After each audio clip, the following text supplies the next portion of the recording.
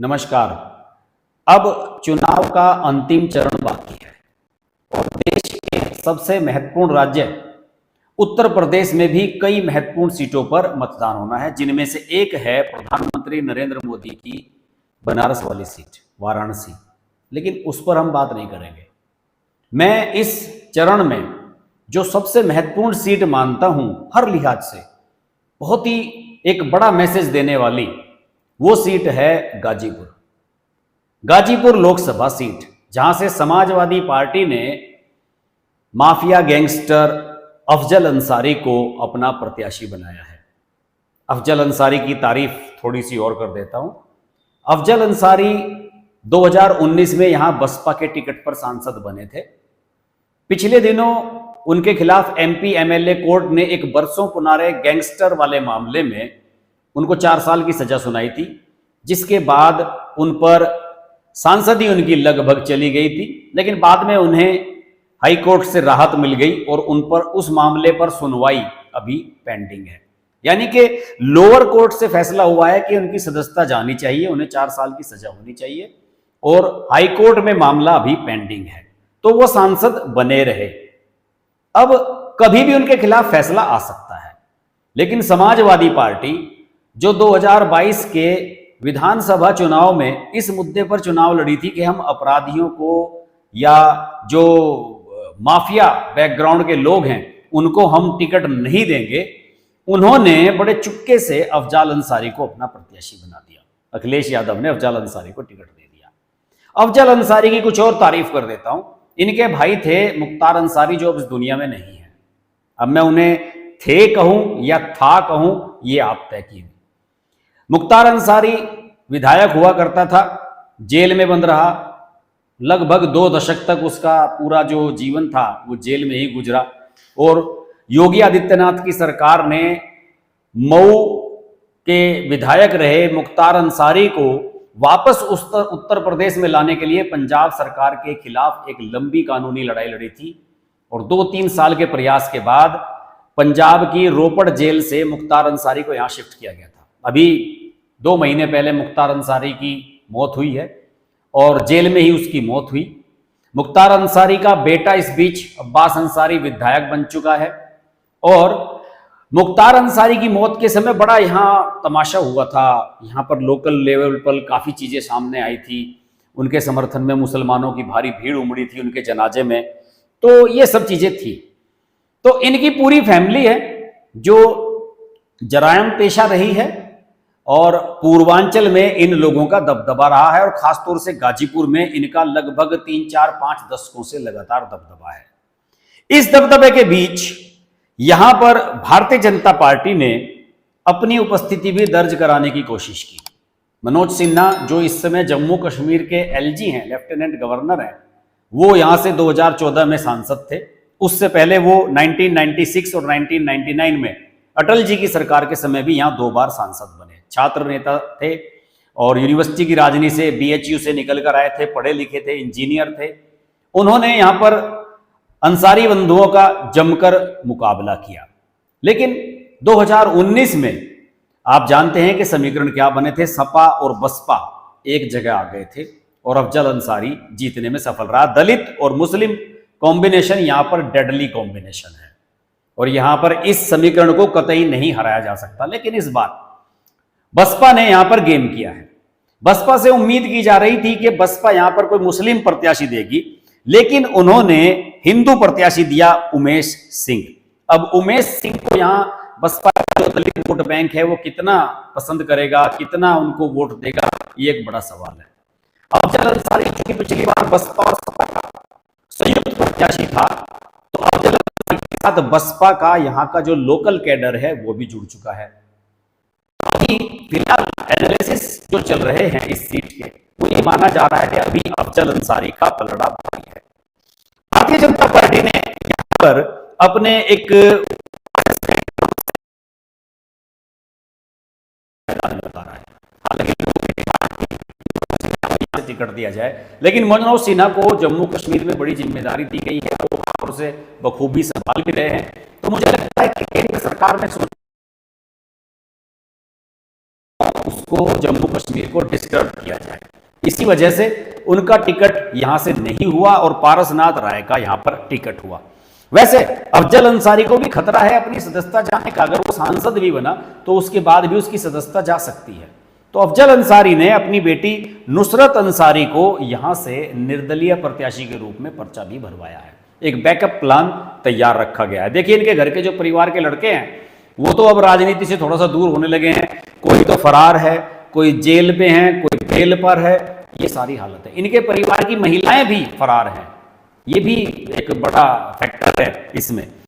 तो यहां पर दोस्तों ये है कि इस बार भारतीय जनता पार्टी कैसे क्रैक करे, इस सीट को कैसे जीता जाए। हालांकि बीजेपी यहां लगातार कोशिश कर रही है।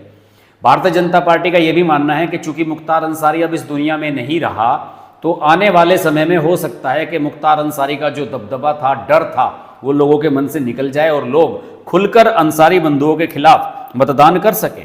और दूसरे, योगी आदित्यनाथ एक बड़ा फैक्टर है यहां पर। योगी आदित्यनाथ ने अंसारी बंधुओं के खिलाफ एक बड़ा अभियान चलाया। उन्होंने तो वैसे सारे माफियाओं के खिलाफ बड़ा अभियान चलाया, और विकास दुबे, अतीक अहमद, मुख्तार अंसारी, कई लोग तो अब इस दुनिया में नहीं हैं। वजह कुछ भी हो, लेकिन क्रेडिट दिया जाता है कि योगी आदित्यनाथ के समय में ये सब कुछ हुआ है। पूर्वांचल की राजनीति में इन अंसारी बंधुओं ने योगी आदित्यनाथ को भी बहुत परेशान किया जब वो सांसद हुआ करते थे गोरखपुर के। तो योगी आदित्यनाथ के टारगेट पर अंसारी बंधु लगातार बने रहते हैं। मुख्तार अंसारी अब दुनिया में नहीं है, अफजल अंसारी केवल बचा हुआ है। तो अफजल अंसारी की भी पूरी घेराबंदी की जा रही है। और जो मेरी वहां के पत्रकारों से बातचीत हुई, जो वहां से एनालिसिस आ रहे हैं, उसमें यह है कि बीजेपी के प्रत्याशी पारसनाथ राय भले ही थोड़ा सा कमजोर नजर आ रहे हो, लेकिन अगर जातीय समीकरण उनके फेवर में बनता है तो वो बड़ी आसानी से यहां चुनाव जीत भी सकते हैं, निकाल भी सकते हैं। तो पूर्वांचल की यह महत्वपूर्ण सीट है। योगी आदित्यनाथ खुद यहां पर कई बार सभाएं करने के लिए आ चुके हैं, जनसंपर्क के लिए भी आए, और उन्होंने लोगों से यहां पर वायदा किया कि अगर आप यहां बीजेपी को वोट देंगे तो बीजेपी इस इलाके को चमका कर रख देगी, जो कि पूर्वांचल के सबसे बैकवर्ड इलाकों में माना जाता है। जी हां, गाजीपुर 70 के दशक से ही अंसारी बंधुओं की जो राजनीति है इससे प्रभावित रहा है। इनके परिवार के कई और लोग भी यहाँ अलग अलग राजनीतिक पदों पर रहे हैं, और आप जानते ही हैं कि इनका जो हामिद अंसारी साहब जो उपराष्ट्रपति रहे हैं देश के, उनके साथ भी इनका चाचा भतीजे का नाता रहा है। तो अंसारी बंधुओं का दबदबा पुराना है, लेकिन मनोज सिन्हा ने 3 बार इस दबदबे को खत्म करने की कोशिश की। लोगों को यह उम्मीद थी कि 2024 में भी अगर मनोज सिन्हा आते तो वो आसानी से इस सीट को जीत सकते थे। लेकिन जो यहां के समीकरण हैं, जातीय समीकरण, उसके अनुसार अभी भी यह सीट भारतीय जनता पार्टी निकाल सकती है। 1 जून को मतदान होना है। यहां पर मुसलमान, ठाकुर, बिंद समाज के लोग और कुशवाहा, ये वोट सब 1.5 लाख के आसपास हैं अलग अलग। दूसरे यादव और एससी वोट 3.5 लाख के आसपास हैं। देखिए, यादव वोट का मेजर पार्ट जो है वो अफजल अंसारी के साथ जा सकता है, क्योंकि वो सपा के प्रत्याशी हैं। दूसरे दलित वोट भी कुछ मिल सकते हैं, क्योंकि पिछली बार वो बसपा के प्रत्याशी भी थे। मुसलमान तो उनकी तरफ जाएंगे ही। तो ये 3 फैक्टर तो उनके समर्थन में जा रहे हैं। लेकिन ब्राह्मण और वैश्य यहां पर 1-1 लाख है, ये बीजेपी की तरफ जा सकता है। यादवों का भी कुछ हिस्सा मिल सकता है, एससी का भी कुछ हिस्सा भारतीय जनता पार्टी के प्रत्याशी को मिल सकता है। ठाकुर, बिंद और कुशवाहा ये भी भारतीय जनता पार्टी के साथ जा सकते हैं। तो बीजेपी का समीकरण जो है वो फिलहाल ऐसा लग रहा है कि अगर बसपा के प्रत्याशी ज्यादा प्रभावी चुनाव नहीं लड़े, या उनके प्रति जनता नहीं उमड़ी, या दलित समुदाय का ज्यादा समूह उनकी तरफ नहीं हुआ, तो हो सकता है कि बीजेपी को फायदा हो जाए। वैसे अक्सर ऐसा होता है कि जहां कोई मुस्लिम प्रत्याशी सामने होता है तो उसे हराने के लिए दलित समुदाय बीजेपी के प्रत्याशी या हिंदू प्रत्याशी को सपोर्ट कर देता है। अगर ऐसा हो जाता है इस बार, तो इस सीट पर चमत्कार हो सकता है। वैसे इस स्टेट की जो बैकवर्डनेस है उसकी कहानी बड़ी पुरानी है, और कुछ लोग तो कहते हैं कि साहब यहाँ पर चूंकि हमेशा विपक्ष के ही सांसद रहे हैं, ये जब लोग अंसारी बंधु थे ज़्यादातर समय विपक्ष में ही रहे, सपा बसपा इन सब में रहे, तो यहाँ का डेवलपमेंट नहीं हुआ। लेकिन डेवलपमेंट यहाँ 2014 जब मनोज सिन्हा बने, केंद्र में मंत्री रहे, IT मिनिस्टर रहे, रेलवे मिनिस्टर रहे, उन्होंने बहुत काम कराए। लेकिन लोगों का यह भी मानना है कि 2019 में जब वो हार गए अफजल अंसारी से, तो यहाँ का सारा विकास कार्य रुक भी गया। तो यहाँ की जनता चाहती है कि विकास कार्य यहाँ फिर से हो और डेवलपमेंट की तरह, जैसे कि पूरे प्रदेश में योगी आदित्यनाथ की सरकार विकास करा रही है, यहाँ का भी विकास हो। 1962 में यहाँ के कांग्रेस के सांसद हुआ करते थे विश्वनाथ सिंह।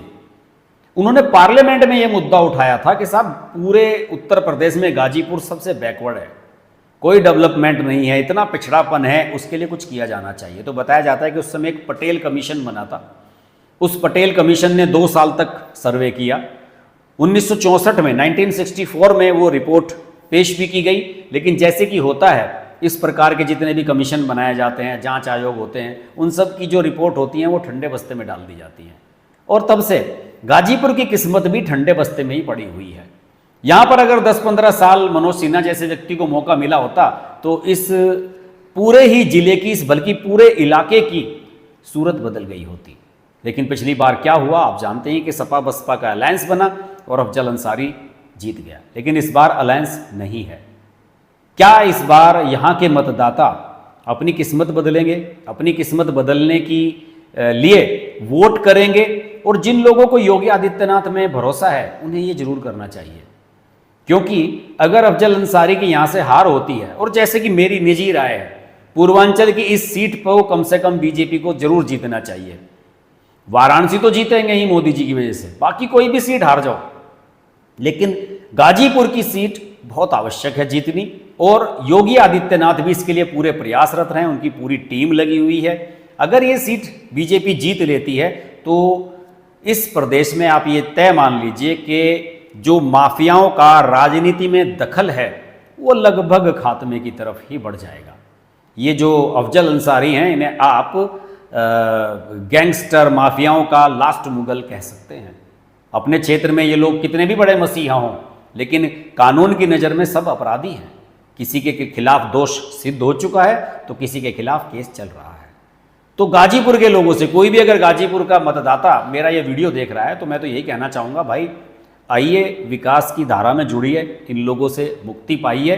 योगी आदित्यनाथ आपके इलाके को चमका देंगे, इसका मुझे पूरा भरोसा है। ये वीडियो कैसा लगा जरूर बताइए। वीडियो को लाइक कीजिएगा, शेयर अवश्य कीजिएगा। उत्तर प्रदेश के रहने वाले हैं तो आप अपना फीडबैक अवश्य दीजिएगा।